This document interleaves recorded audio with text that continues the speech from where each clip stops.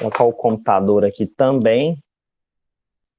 E aí não vai ser uma gravação muito boa, mas pelo menos dá para ter uma noção aqui para quem pediu, tá?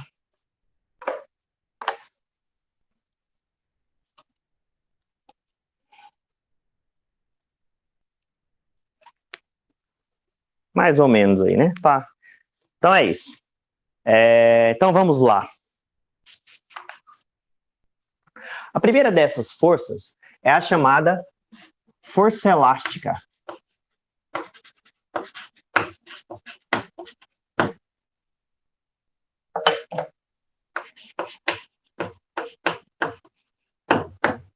A força elástica, como o próprio nome sugere, ela é uma força que vai aparecer, talvez, né? Como a primeira sugestão, assim, seria tem elásticos, né? Mas a gente pode colocar de forma mais direta, né? Elásticos não vão aparecer tanto, talvez. Aparecem mais molas. Vou colocar o elásticos aqui quando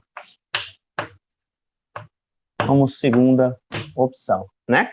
Então, é uma força que vai aparecer sempre que tiver mola ou elástico. Só que essa força, ela só existe quando essas molas ou esses elásticos estiverem deformados. Então, molas e elásticos deformados. O que significa, professor, falar que está deformado? É a gente pensar o seguinte, deformados. É a gente pensar o seguinte. Vou fazer um desenho aqui para tentar ajudar nessa linha de raciocínio, tá? Então, imagina que eu tenho aqui, por exemplo, eu tenho uma paredezinha assim, aí eu tenho uma superfície aqui assim, aí eu tenho uma mola. Vou prender uma mola aqui na parede.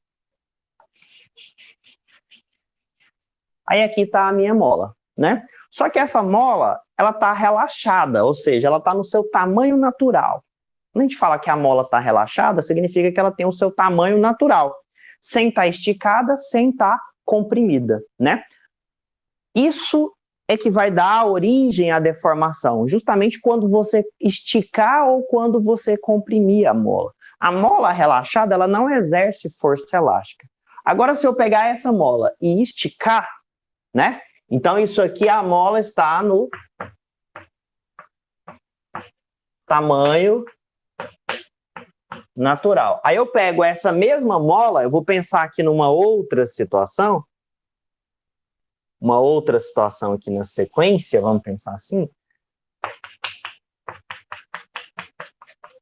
que essa mesma mola, eu venho aqui e puxo ela para a direita, né? Então, pensar aqui, eu vou aumentar o tamanho dela. Então, no que eu puxo, ela vai esticar. Isso aqui só aconteceu porque eu vim aqui, ó, e puxei a mola. Vou chamar até aqui de uma FO, força do Orley, né? A força que eu estou fazendo. É uma força externa, né? Essa força do Orley aqui é uma força externa, vamos dizer assim, né? Quando eu puxo para cá, a mola, o que eu sinto é o seguinte, se eu puxo a mola para cá, eu sinto que é como se a mola estivesse me puxando no sentido contrário, né? Essa força que age no sentido contrário é que é a força elástica. Então eu puxo aqui, ó, estiquei a mola. A força elástica vai puxar a mola no sentido contrário. Puxei para a direita, a força elástica age para a esquerda, né? Então a força elástica não é essa força aqui, ó, é a força que a mola faz no sentido contrário. Então, essa força aqui que eu chamo de força elástica, né? É esta força de oposição que a mola executa sempre que ela é deformada. Ó, perceba que o tamanho natural dela, ela ia da parede até aqui, ó. Então, isso que eu aumentei no tamanho da mola, esse pedacinho aqui, ó, se por um acaso as cores estiverem ruins aí para enxergar, vocês me avisam. esse tamanho aqui, ó, que é o tanto que a mola aumentou de tamanho, né? Então, perceba, isso aqui foi o quanto a mola aumentou quando eu puxei. Então, isso aqui é o que é chamado de deformação da mola, certo? Então, isso aqui é chamado de deformação. Então, eu vou escrever isso aqui embaixo.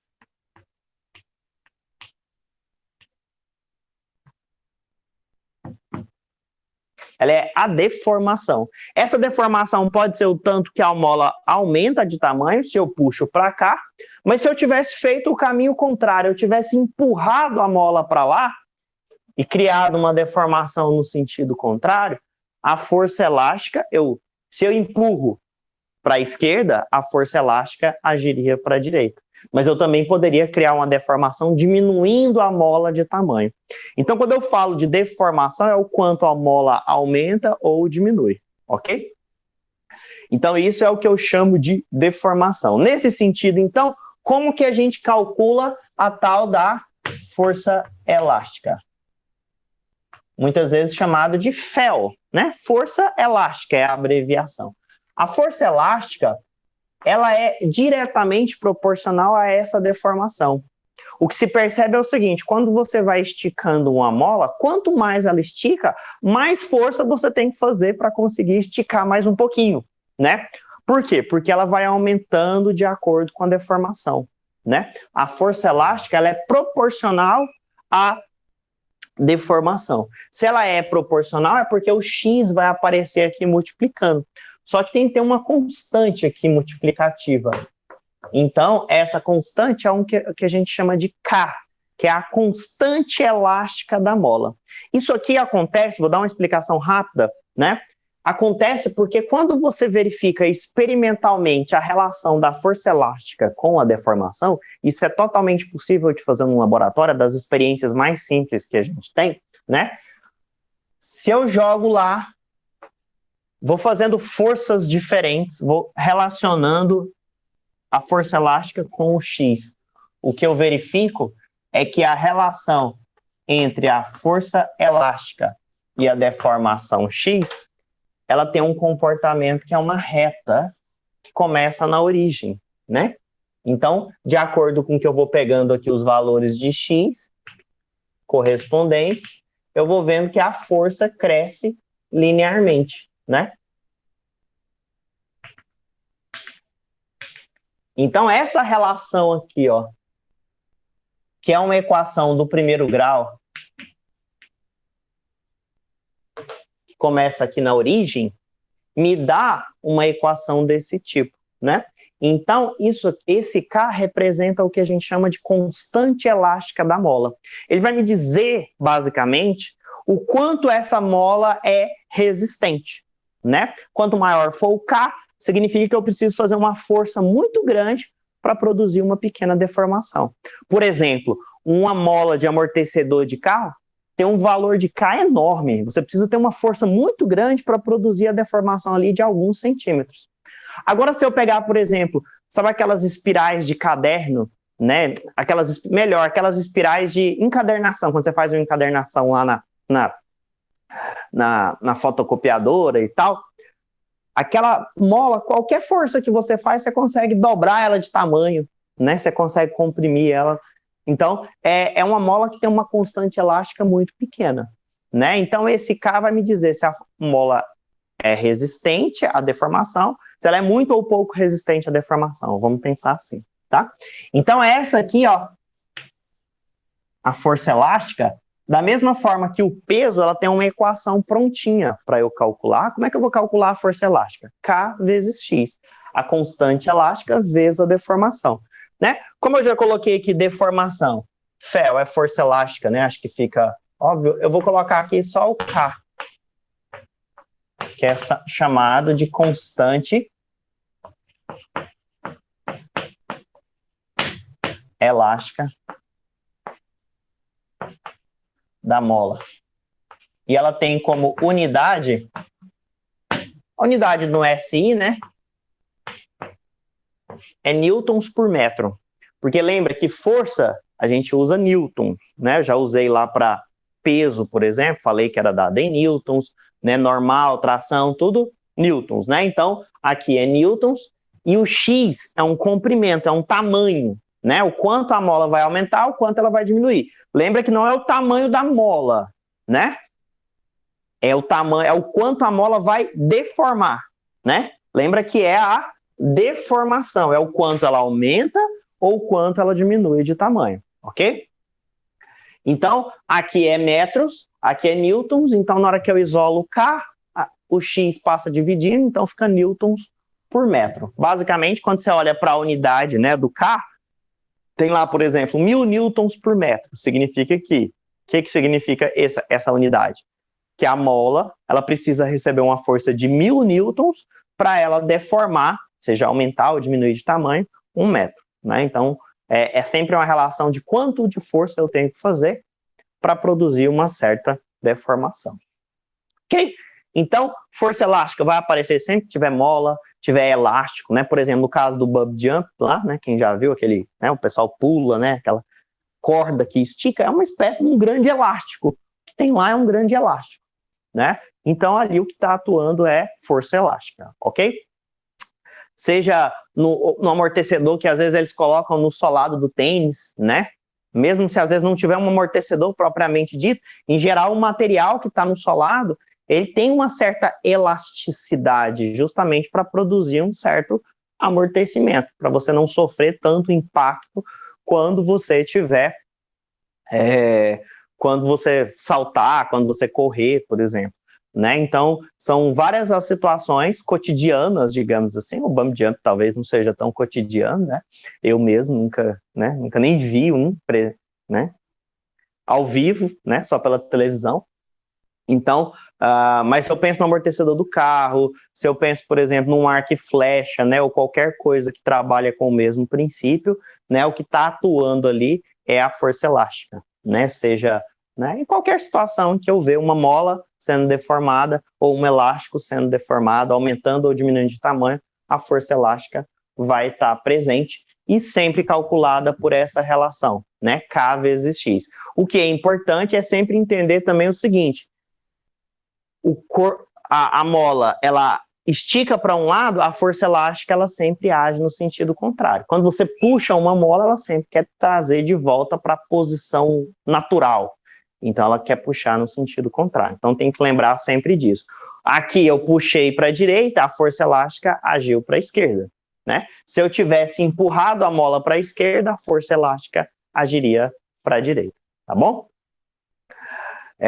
Então, essa aqui é a ideia da força elástica. Eu vou falar assim rapidamente sobre as duas forças, depois a gente tenta fazer pelo menos um exemplo rapidinho de cada uma delas, ok? A outra força importante, e aí, de certa forma, vai ser as 5 principais que a gente vai colocar aqui, né? Peso normal, tração, força elástica e força de atrito, né? É as que mais vão aparecer nos nossos problemas aí, né? Então, vamos falar agora um pouquinho sobre a força de atrito, né? Como o próprio nome sugere, né? Ela é uma força que se dá devido ao atrito entre as superfícies, a rugosidade, as imperfeições que existem entre as superfícies, tá? E essas imperfeições sempre estão presentes. Mas eu vou pegar 2 controles aqui, só para a gente ter uma noção, né? Eu posso olhar para esse controle remoto aqui, né? Tem um do ar-condicionado, do data show aqui. Então, eu olho aqui, às vezes eu tenho a impressão de que isso aqui é muito liso. Ah, professor, mas aí não tem imperfeição, não vai ter atrito. Sim, tem. Porque se eu olhasse num microscópio, eu ia ver uma série de imperfeiçõezinhas. E que quando existe um arrasto, né, um movimento relativo entre essas superfícies, surge uma força de atrito. Então, para haver atrito, precisa ter contato entre as superfícies, né? Então, ela é uma força que age quando o corpo está em contato com a superfície, e a superfície tem que ter atrito, né? Vai ter muitas situações em que ele vai falar assim, ó, o objeto desliza sobre uma superfície lisa, perfeitamente lisa. Isso ele está me dizendo que eu não vou ter atrito, né? Ele vai deslizar com uma superfície que tenha, né? Uma superfície que tenha uma dada imperfeição. Então, a força de atrito vai surgir, né? Então, vamos lá. Força de atrito. Sempre que houver contato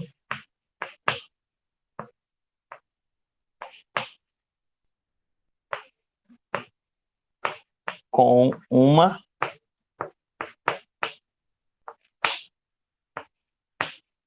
superfície, contato com uma superfície que não seja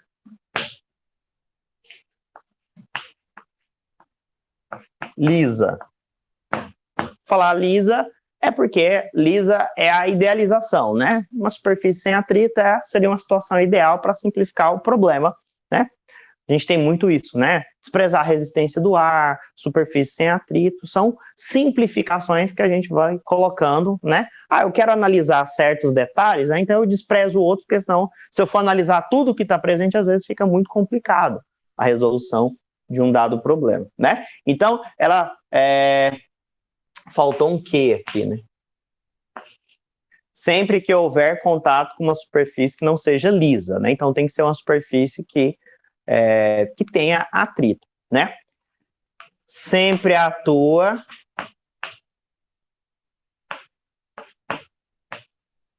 numa direção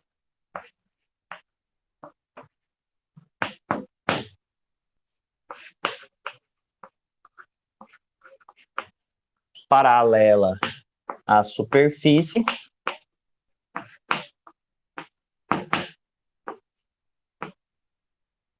sempre atua numa direção paralela à superfície e é sempre contrária à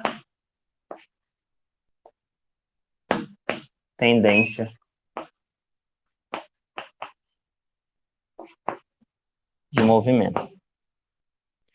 Então, vou fazer uns desenhos ali e vai ficar um pouquinho mais claro tudo isso que eu estou escrevendo aqui. Então, vou fazer o desenho e depois eu volto nas afirmações ali anteriores, né?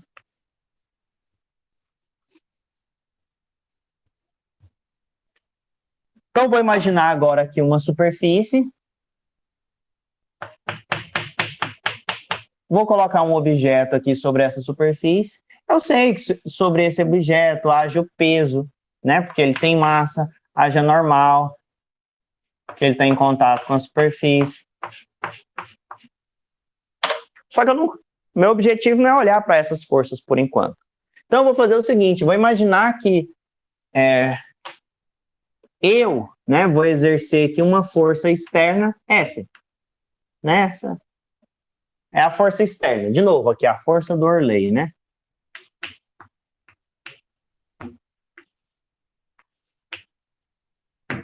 É eu puxando lá o bloquinho, né, para a direita. Ok, vou puxar o bloquinho. Essa superfície, ela não é lisa. Então, ela tem atrito. O que vai acontecer, então, é que nesse caso vai surgir uma FAT, né? Da mesma forma que a FEL, né, a abreviação de força elástica, a FAT é a abreviação da força de atrito, né? Então vai surgir uma FAT. E essa FAT, ela age devido ao contato entre o bloco e a superfície. Então imagina que eu tenha lá a minha superfície, seja aqui o livro, e o meu objeto está aqui, ele vai deslizar sobre a superfície. Então quando eu puxo para cá, vai surgir uma força de atrito no sentido contrário. Então é por conta desse deslizamento, né? Se eu olhasse no microscópio, eu ia ver que tanto na superfície do bloco quanto da mesa, tem uma série de imperfeições, uma série de coisinhas. Se eu ampliasse aqui, ó, é como se eu enxergasse mais ou menos assim, né? Imagina que eu às vezes uso essa ferramenta, vou até fazer aqui um pouquinho diferente, só para tentar ajudar nesse sentido. Vou fazer aqui de uma outra cor. Dando para enxergar? Mais ou menos, tá bom, né? Então, imagina que eu desse um zoom aqui nesse contato aqui, ó, deles. Parece que é liso, mas, na verdade, se eu ampliasse isso aqui, fazer como se fosse um zoom, assim, ó,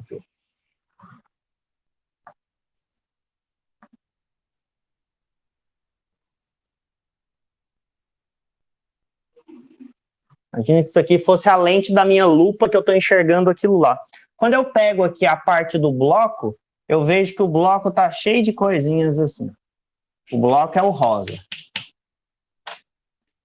E da mesma forma, o solo também. Então tem uma série de imperfeições no bloco. Não sei se está dando para ver. Deixa eu chegar mais perto, porque eu não estou enxergando aqui no... Tá, parece que está visível. Quando eu olho no bloco, ele está cheio de imperfeições, assim, tipo uns dentinhos, assim, né? São as rugosidades. Na superfície é a mesma coisa. Então, quando eu tento arrastar o bloco para a direita, é como se essas rugosidades do bloco prendessem aqui nas rugosidades aqui da mesa, né? E aí, de acordo com o que eu vou puxando, essas coisas vão se rompendo, né? Vão quebrando, realmente, gastando. É por esse motivo, por exemplo, a força de atrito, ela está presente quando eu pego o giz e risco o quadro, né? Existem imperfeições no giz, existem imperfeições no quadro. E essas imperfeições, de acordo com o que eu arrasto com uma certa força, o giz vai desgastando e ele vai arrancando certos pedaços e marcando o quadro. Então é por conta da força de atrito, é porque existe atrito que eu consigo riscar o quadro. Se não existisse atrito, eu não riscaria o quadro, né? Então é por conta dessas imperfeições que quando eu puxo aqui, ó, as imperfeições do objeto e as imperfeições da superfície vão agarrando. Mas de acordo com o que você vai puxando, elas vão sendo quebradas e aí o objeto consegue, né, se mover, digamos assim, né? Então, por esse motivo, surge aqui, ó, uma força contrária. Eu vou colocar ela aqui embaixo só para a gente entender que ela age no contato da superfície. Poderia colocar aqui no meio do bloco, mas eu vou colocar aqui embaixo só para...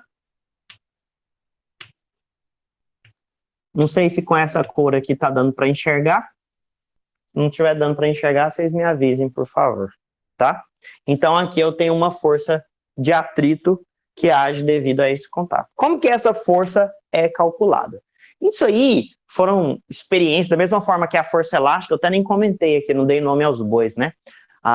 Essa relação aqui, ela é chamada de lei de Hooke, em homenagem, né, ao Robert Hooke, né, que foi um cientista, né, que fez vários trabalhos estudando a elasticidade dos corpos. Aqui da mesma forma, só que a força de atrito, ela tem várias pessoas que contribuíram. O primeiro deles, talvez muitos de vocês conheçam, é o Leonardo da Vinci, né, que descobriu algumas leis em relação ao atrito, né, do contato com a superfície, de não depender da área, enfim, né. Teve outros também que contribuíram, por isso que a gente não vai falar aqui de uma lei de Da Vinci, por exemplo.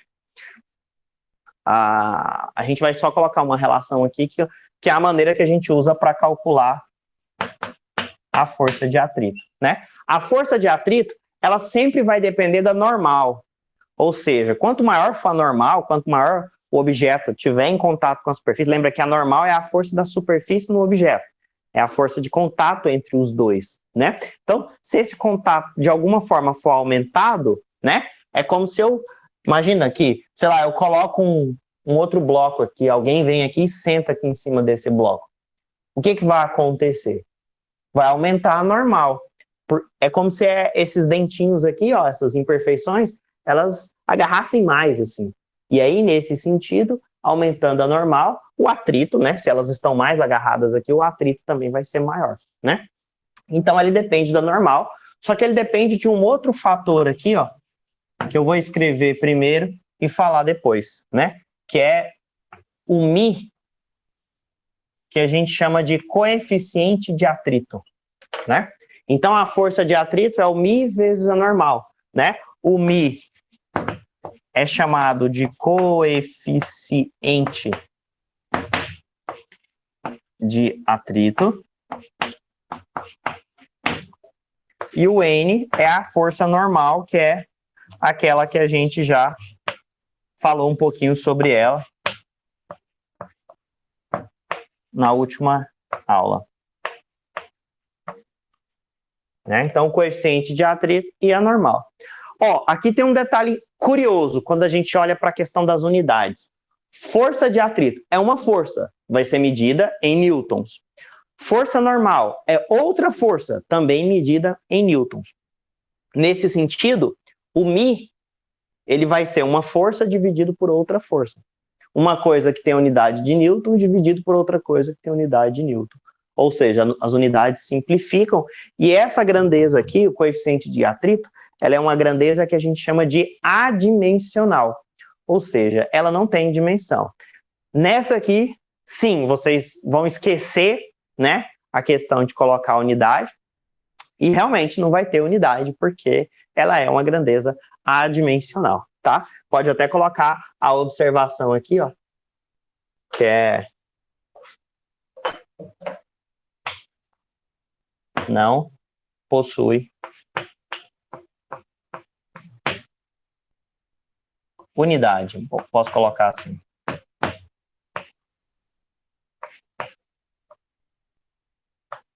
Ou dimensão, né? Então, ela vai ser adimensional, né? Vou ter lá um coeficiente de atrito igual a 0,5, por exemplo. E só. Não tem mais nada. Não tem que colocar nada 0,5 newton, newton por metro, não. É 0,5, pronto, e acabou. Porque ela é uma relação de força por força, tá? Aqui a gente percebe, ó, sempre as informações que eu tinha destacado aqui, vamos voltar aqui para a figura. Eu falei que ela é sempre que houver contato com uma superfície que não seja lisa.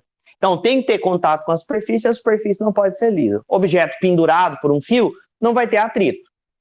Não tem jeito, porque ele não tem contato com a superfície. Então, o primeiro ponto é ter contato com a superfície. Sempre atua numa direção paralela à superfície, ou seja, a minha superfície é horizontal, a minha força de atrito também vai ser horizontal. A minha superfície é vertical, a minha força de atrito também, se houver, vai ser vertical. Sempre paralela à superfície. E ela é sempre contrária à tendência de movimento. Ou seja, o Orley está puxando para a direita. Então, a força que vai surgir é uma força que ela se opõe a essa tendência de movimento que é para a direita. Então, ela atua para a esquerda. Puxei para a direita, a força de atrito vai agir para a esquerda. Por que eu estou falando contrário à tendência de movimento? Por que eu faço questão de colocar essa palavra no meu texto?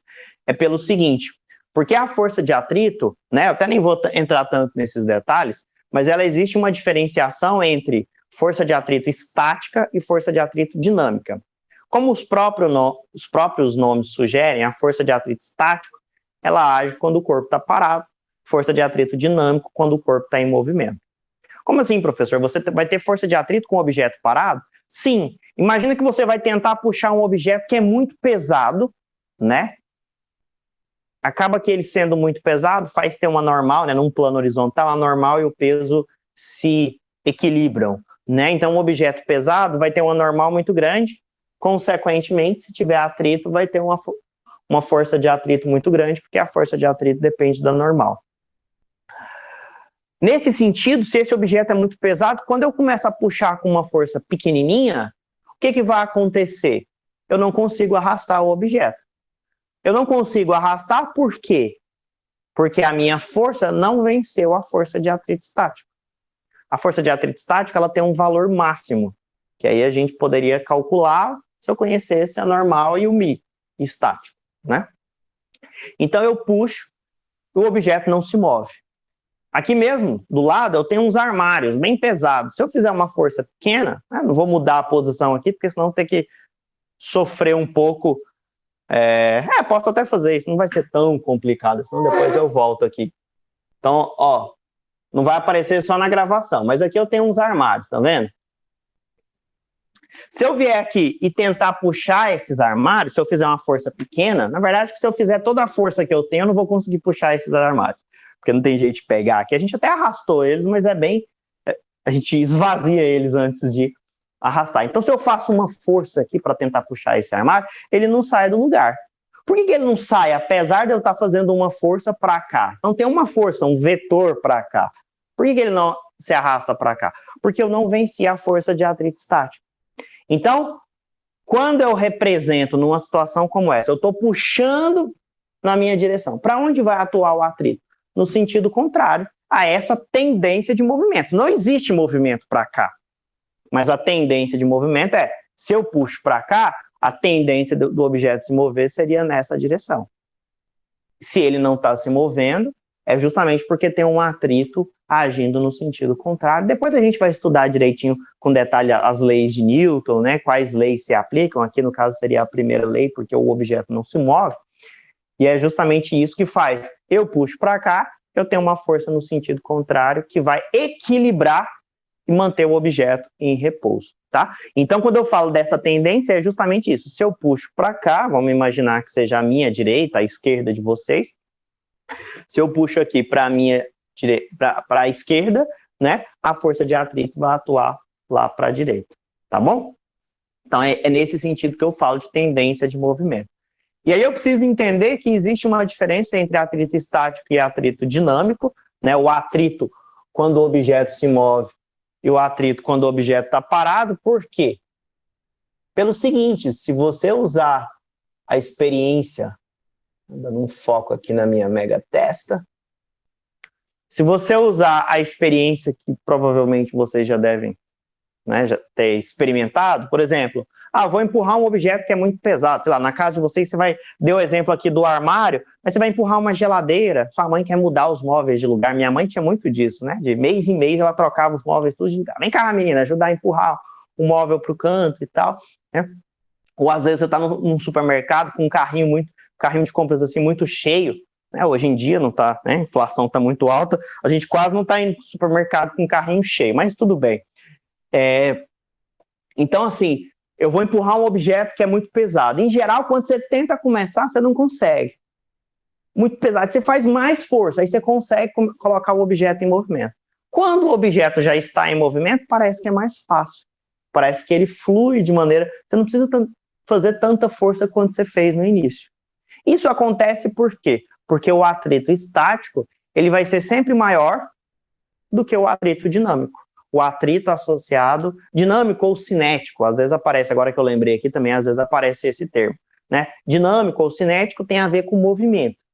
O atrito estático, né, quando o objeto está parado, né? Em alguns casos, em algumas situações limites, pode ser que para simplificar, né, os dois possam ser considerados iguais, o estático e o cinético, o estático e o dinâmico, né? Mas em geral o que você tem é que colocar o objeto em movimento é mais difícil do que manter o objeto em movimento. Por quê? Porque a força de atrito estático, que é a que age quando ele está parado, é sempre maior do que o atrito dinâmico, que é o que age quando ele está em movimento. A gente pode tentar explicar, olhando para essa figurinha, para o meu zoom aqui, que é entender o seguinte, o objeto está parado.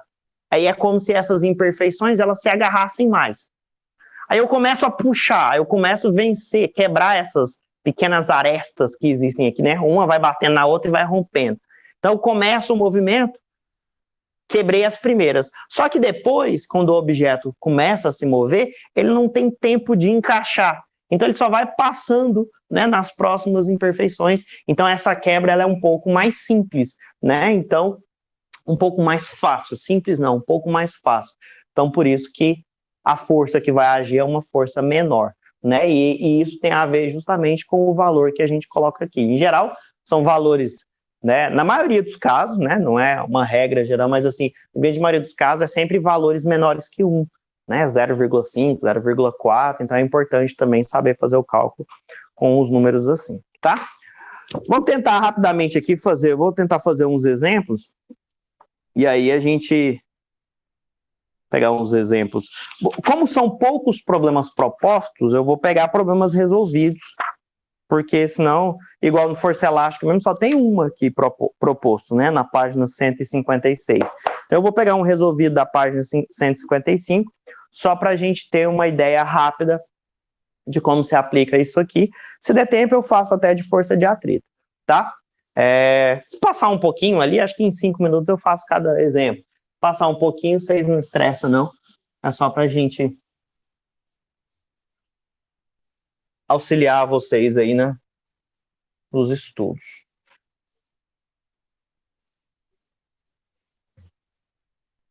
Poderia acabar no horário, mas aí depois vocês iam ter que estudar sozinho, né? Então acho que é pior. Então eu vou pegar página 155,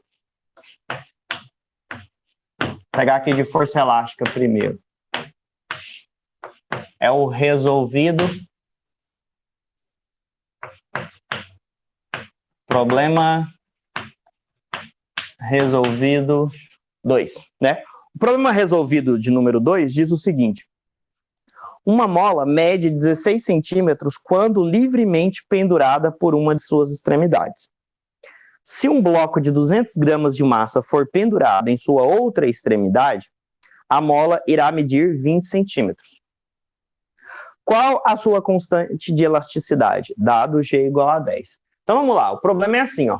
Eu tenho uma situação em que uma mola está pendurada no teto e que ela mede 16 centímetros. Só que ele falou que numa outra situação em que se eu vier aqui pendurar um bloco de 200 gramas, a mola passa a medir 20. Simplificar aqui o desenho só para a gente ganhar tempo, né? Até coloquei coisas... Não, mas tem que aumentar aqui, senão...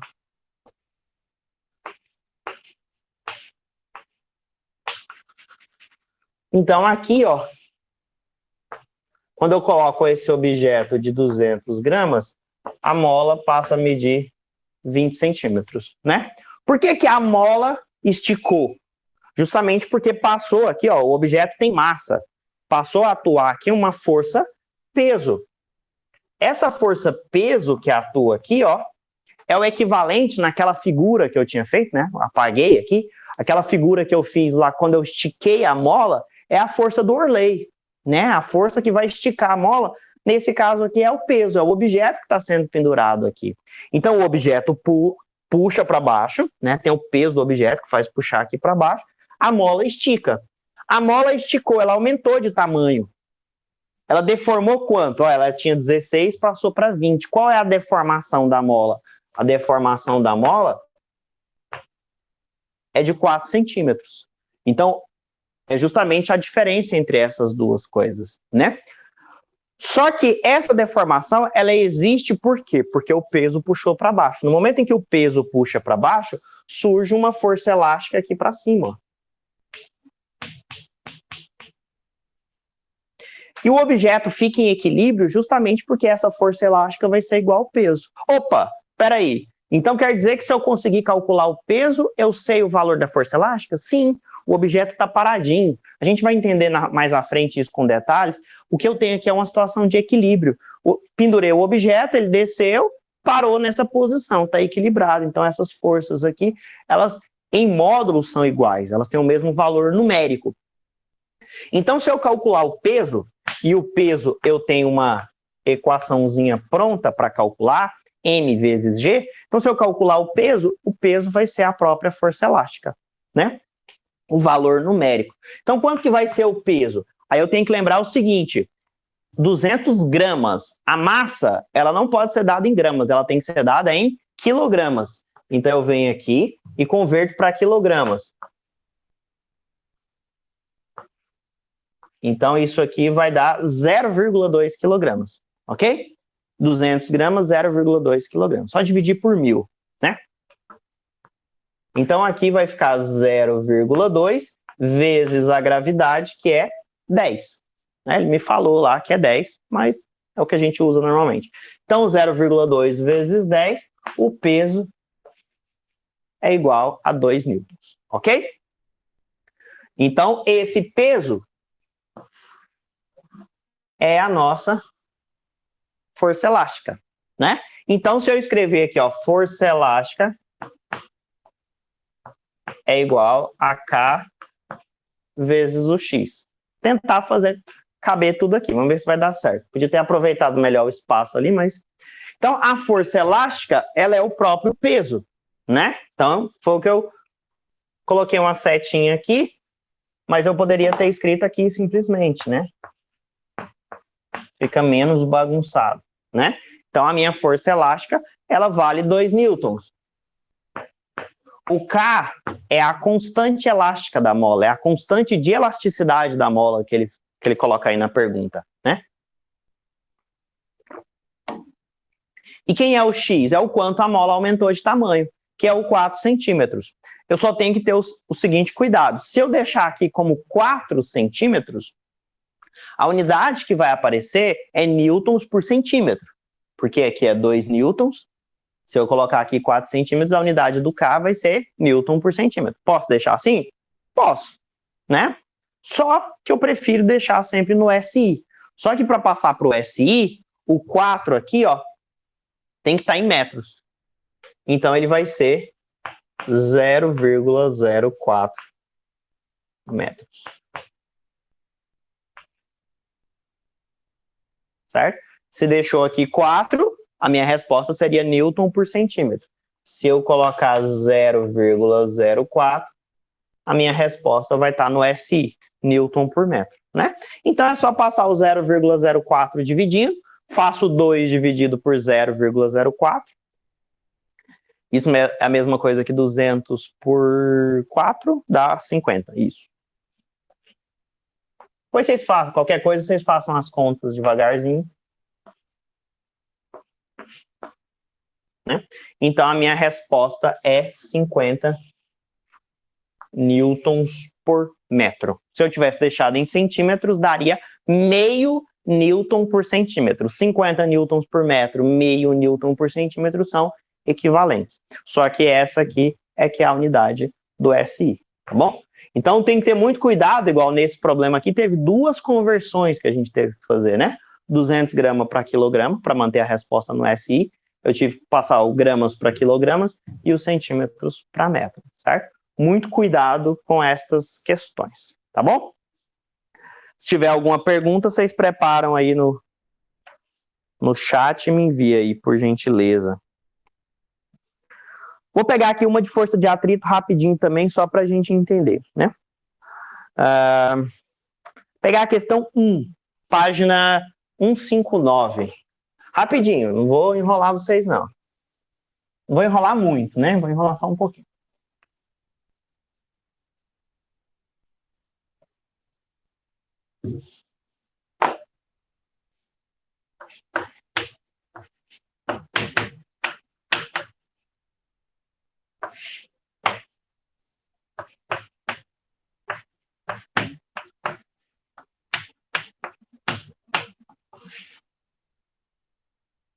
Então, problema resolvido número 1.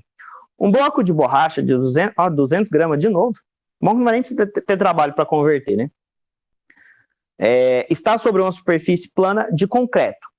Qual é a força mínima necessária para fazê-lo se movimentar? Consulte o coeficiente de atrito na tabela 6.3. Na tabela anterior, tem uma relação entre a borracha e o concreto? Tem, né? Ele me dá aqui qual é o coeficiente de atrito estático e o coeficiente de atrito dinâmico da borracha com o concreto. Então, na tabela, eu vou tirar o valor do μ, né, desse coeficiente de atrito, que é 1, né?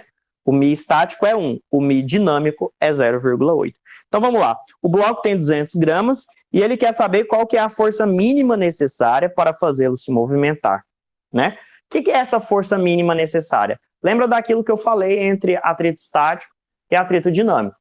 A gente tem lá uma superfície, o bloco é de borracha, tá aqui, sobre a superfície, e aí eu vou fazer uma força aqui, ó. Uma força externa, que é a força do Orley, que eu coloquei toda vez. Só que eu tenho que lembrar que uma vez que tem atrito, quando eu puxo para a direita, surge uma força de atrito aqui para a esquerda, né? Essa força de atrito, né? Ela vai, quanto maior for a força que eu fizer aqui, mais ela vai aumentando aqui. Só que ela tem um limite. E quem que define esse limite? O valor do μ estático, porque eu venho aqui, ó, e calculo a força de atrito máxima, pegando o μ estático vezes a normal. Isso aqui representa o valor máximo. Eu vou lá na tabela, pego qual que é o μ estático. Calcula normal. Vou mostrar já como que a gente vai calcular normal nesse caso. Isso aqui me dá o valor máximo. Então, isso aqui vai me dar qual que é a máxima força que eu tenho que fazer. Deixa eu só voltar aqui na pergunta. Isso, né? Qual é a força mínima necessária para fazê-lo se movimentar? Isso aqui é o máximo que o... Só para esclarecer, né? Eu estou falando de máximo e ele perguntando de mínimo. Deixa eu só explicar isso rapidinho, né? Por isso que eu voltei lá para ver como é que estava direitinho a pergunta. Essa força aqui, ela vai me dar o máximo que ele consegue suportar. Então, enquanto essa aqui não atingir esse máximo, o objeto não se movimenta. E o que está atuando ainda é o estático. A partir do momento em que essa vencer esse valor máximo, de certa forma, o que eu vou ter é que essa aqui não vai atuar mais como estático e ela passa a ser dinâmica, ou seja, é aquela história de que é mais fácil colocar o objeto em movimento, é mais difícil colocar o objeto em movimento do que mantê-lo, porque depois que o objeto se move, o que passa a agir é o atrito dinâmico. Então, o mínimo que você tem que fazer é vencer esse valor da força de atrito estático máximo, né? Como que a gente vai calcular isso aqui? O μe eu vou pegar na tabela. Se você olhar na tabela, o μe vale 1, sem unidade, lembra? E quem é a normal? A normal, a gente vai considerar o seguinte, o objeto está sobre uma superfície horizontal. Então, a normal, ela vai agir aqui para cima, né? Superfície horizontal da superfície na direção do objeto. Mas, além disso, eu tenho também uma outra força que é o peso, que puxa ele para baixo aqui, ó. Né? Nesse caso, como existe um equilíbrio aqui, ó, essas forças, eu vou ter que a normal é igual ao peso. Porque eu não tenho mais forças nessa direção. Quem é o peso? A massa vezes a gravidade. Né? Então, a normal é a massa que é 200 gramas, ele me disse no enunciado. 200 gramas, é o mesmo valor aqui, 0,2 vezes 10. Ou seja, a normal é igual a 2 newtons, né? Essa normal eu jogo aqui, né? Então, a força de atrito é o μ, que é 1, multiplicado pela normal, que é 2. Ou seja, ela vale também 2 newtons. Peraí, professor, mas está calculando a força de atrito. Sim, a força que eu tenho que fazer, né? A mínima força que eu tenho que fazer aqui para o objeto se mover é o máximo que a força de atrito estático consegue suportar, né? Até aqui, a força de atrito estático ela consegue equilibrar. A partir desse momento, ela não consegue equilibrar mais, então o objeto começa a se mover. Então, por isso que aqui eu estou falando o máximo, mas é o máximo para ficar estático, né? A pergunta é, qual é o mínimo para ele poder se mover? O mínimo para ele poder se mover é o máximo que a força de atrito consegue segurar o objeto parado, né? Então, por isso que a força mínima, a força F mínima, é igual a 2 newtons. Ficou tudo fácil, porque o μ é 1, né? O 2 eu já tinha até calculado ele ali, né? Porque é a mesma massa. Então, por isso que essa força aqui vai ser de 2 newtons. Ele até pergunta, só para complementar a ideia, ó, considerando o mesmo bloco que é a mesma superfície do exercício anterior, responda, a força de atrito dinâmico é maior ou menor nessa situação? A força de atrito dinâmico é porque quando o objeto começa a se mover, essa força de atrito estático não passa a atuar mais, porque agora passa a atuar o dinâmico. Quando é o dinâmico, eu troco esse coeficiente pelo 0,8, é só você consultar a tabela, né? Nesse caso, não é que ele vai ser sempre 1 e 0,8, deixa eu esclarecer isso. É porque eu estou falando de um objeto borracha com concreto. E aí você tem lá a tabela da página anterior que mostra que o μ estático é 1 e o μ dinâmico é 0,8. Então, o que vai acontecer é que, em vez de, né, quando eu falar da força de atrito dinâmico, esse μ aqui vai ser 0,8, isso aqui vai dar 1,6. De certa forma, a gente até respondeu aí bem rápido esses dois exemplos, tá? Deixa eu só olhar a pergunta aqui. Sim, elas se anulam, né? Porque não tem movimento na vertical. Então, elas vão se anular justamente porque elas têm módulos iguais. Um puxa para cima com 2 newtons, o outro puxa para baixo com 2 newtons. Vira um cabo de guerra, mas que dá equilíbrio, né? Um puxou para cima, o outro puxou para baixo. Então, ele não vai se mover nessa direção aqui. Então, tem o que a gente chama de equilíbrio na direção vertical. Na horizontal, depende do valor que eu for colocar aqui para F. Tá bom? 8h25 foi bem o que eu tinha planejado aí, que eu ia atrasar no máximo uns 10 minutinhos. Para não atrasar mais, vocês ainda ter o intervalo, pelo menos, né? Vou fazer a chamada nesses 5 minutos. Aí, vocês já estão liberados. Quem tiver, às vezes, alguma pergunta aí, fique à vontade para aí aguarda só a chamada, que aí, seja alguma dúvida em relação à prova, ou em relação às atividades. Lembrando que aí, com relação às atividades, os detalhes eu vou colocar no Moodle, tá? Então, depois vocês não deixem de consultar, tá? Vou parar a gravação aqui já, porque agora é só a chamada.